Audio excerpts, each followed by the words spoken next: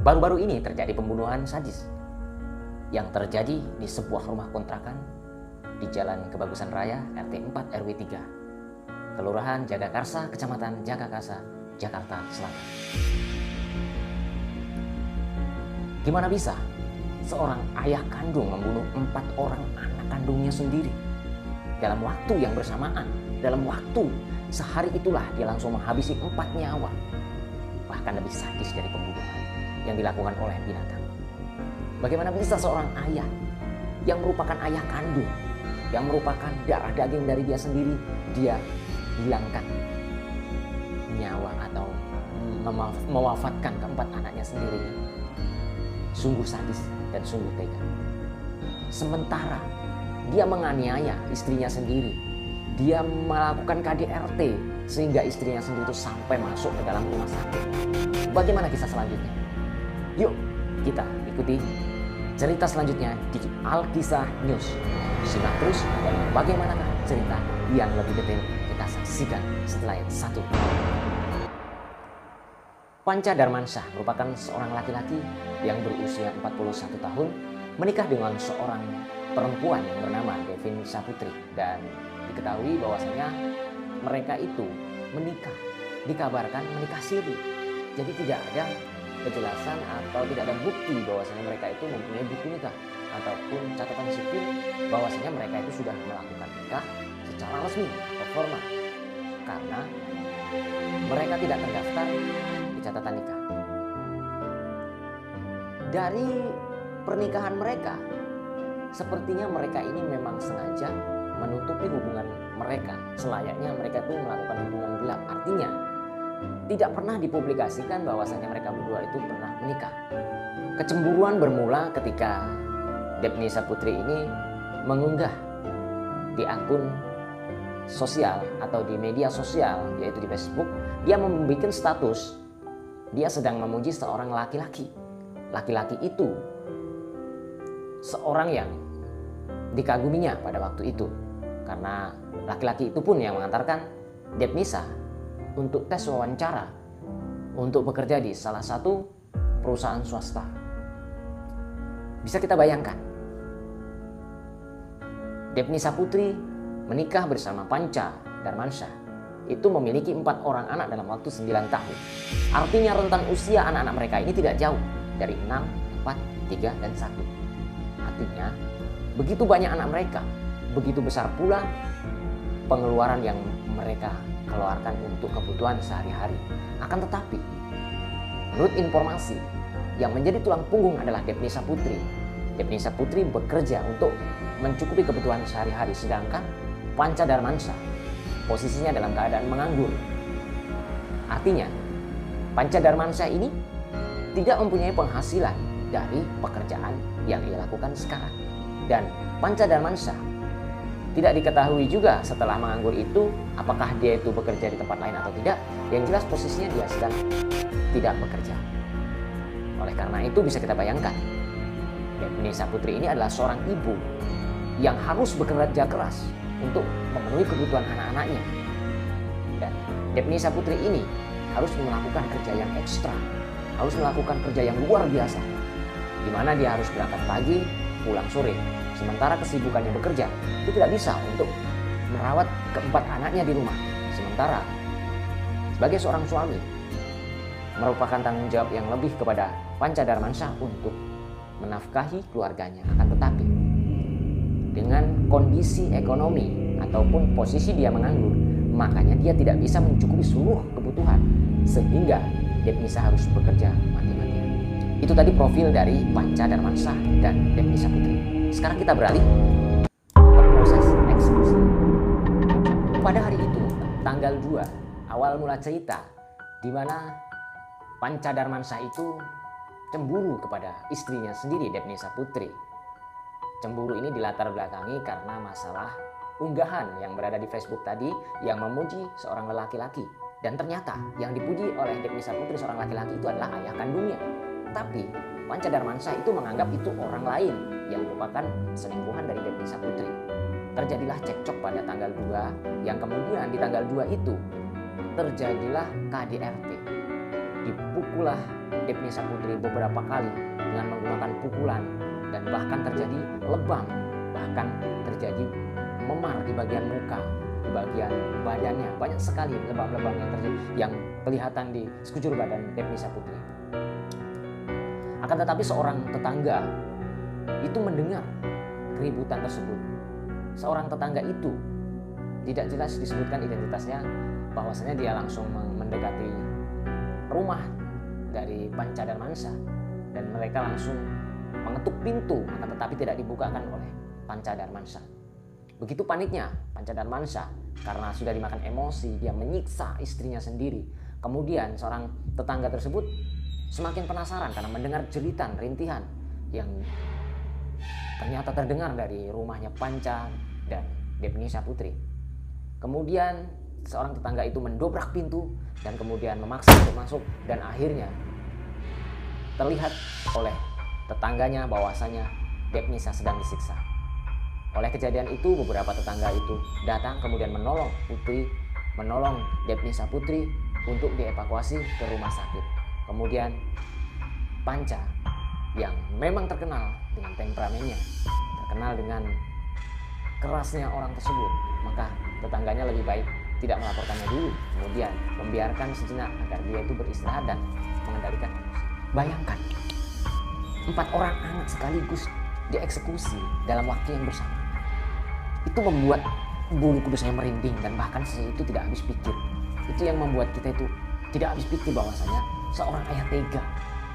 Pada waktu itu, hari Minggu, pasca pertengkaran hebat yang mengakibatkan Depnisa Putri itu koma dan terjadi muntah cairan merah.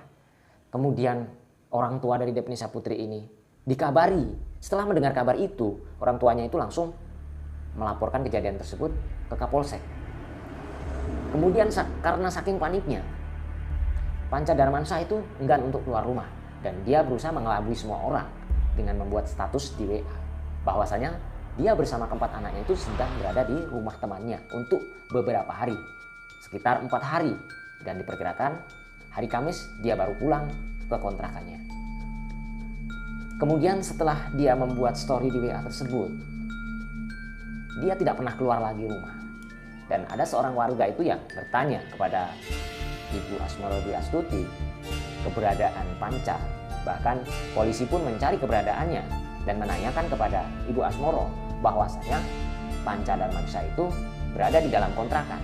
Akan tetapi Ibu Asmoro mencoba untuk ngecek keberadaannya di dalam rumah, di dalam kontrakan tersebut. Itu beberapa kali sebelumnya dia pernah WA, tapi tidak pernah dibalas. Ditelepon, tidak pernah diangkat. Kemudian karena saking penasarannya, dia mencoba langsung mendatangi kontrakan dari Panca Darmansyah. Akan tetapi terlihat, nampak jelas sepertinya lampu tetap menyala terus dan tidak ada suara-suara yang berada atau berasal dari dalam rumah tersebut. Sehingga semua orang itu meyakini bahwasanya status WA yang dibuat oleh Panca Darmansyah itu benar-benar terjadi, bahwasanya Panca itu tidak berada di kontrakan. Kan tetapi beberapa hari pas di tanggal 6, kejadian di tanggal 3, 4, 5, 6, artinya 3 hari. 3 hari setelah pasca pembunuhan, Panca Darmansyah keluar dari rumah dan meminta seorang tetangganya bernama Erwin untuk membelikan isotonik atau minuman isotonik, 4 botol minuman isotonik. Dan kemudian datanglah Erwin dan kemudian dibelikan. Akan tetapi ketika sudah sampai di depan rumahnya Panca Darmansyah, Erwin tidak diperbolehkan untuk masuk ke rumah, bahkan disuruh naruh botol minuman itu di depan pintu.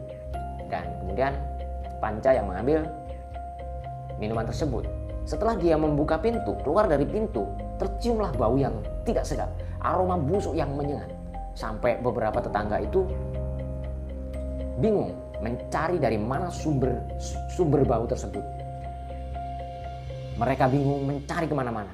Setiap rumah yang ada pelafonnya dibongkar. Ternyata tidak ada bangkai apapun. Bangkai tikus tidak ada, bangkai kucing pun tidak ada. Dan setelah mereka lama mencari, kemudian mereka keluar dari rumah. Semakin jelas bahwanya bau itu berasal dari rumahnya Panca Darmansyah. Kemudian kesepakatan para tetangga untuk mendobrak pintu pintu kontrakan Panca dan Mansa. Kemudian setelah didobrak pintu tersebut, jelas aroma tersebut memang berasal dari dalam rumah itu. Kemudian setelah begitu masuk, para warga beserta pihak berwajib tercengang melihat 4 mayat sekaligus berada di dalam kamar dan tidur terlentang berjejer. 4 jenazah itu berjejer. Sementara ada seorang warga yang langsung menghalau ke kamar mandi. Ternyata di kamar mandi itu ditemukan seorang laki-laki yang merupakan Panca Darmansyah, mencoba untuk bunuh diri, melukai tangan lengan tangan kirinya dengan sebilah pisau. Ternyata posisinya sudah dalam keadaan setara dan kritis.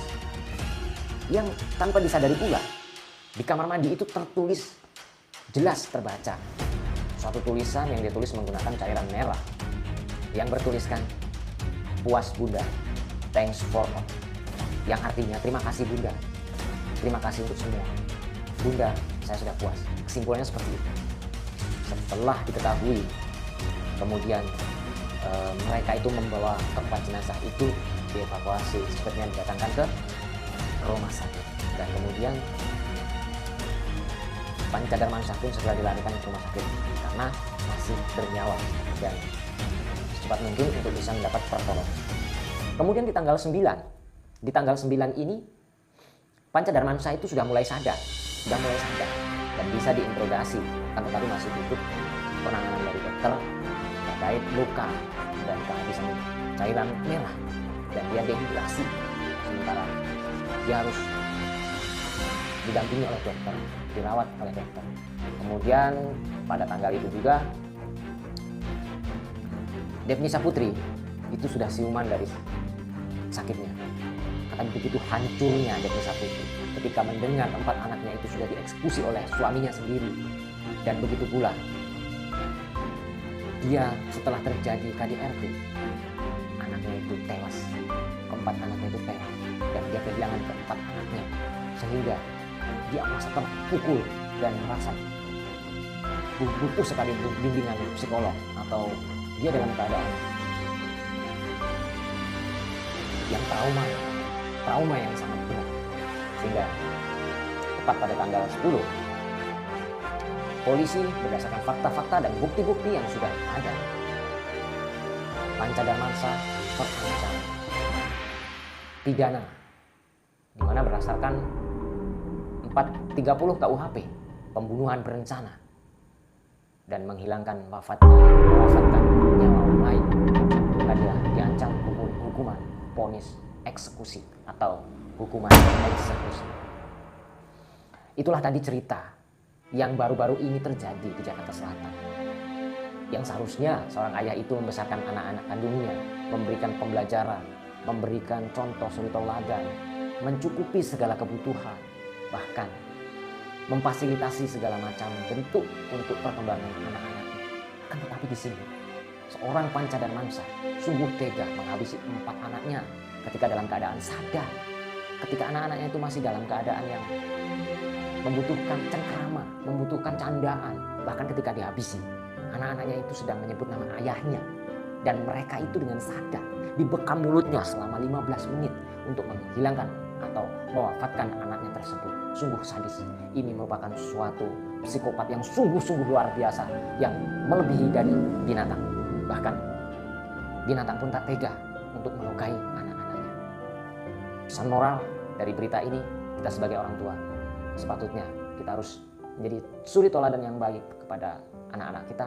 Dan ketika kita ada masalah dengan istri atau dengan suami, setidaknya kita bisa menyelesaikannya dengan pikiran yang jernih, dengan emosional yang rendah, dan kita harus mencoba menahan diri untuk menahan emosi itu sendiri. Itulah yang dapat saya sampaikan. Cerita yang saya ambil ini berdasarkan rangkuman, berdasarkan cerita yang saya dengar. Akan tetapi untuk fakta-fakta yang lebih detailnya lagi, mohon maaf apabila ada informasi yang salah. Dan terus saksikan Alkisah News, masih banyak sekali berita-berita, cerita-cerita Islami, cerita-cerita suri tauladan, dan juga kisah horor dan kisah misteri yang akan saya suguhkan di channel ini. Terima kasih sudah menonton, dan wassalamualaikum warahmatullahi wabarakatuh.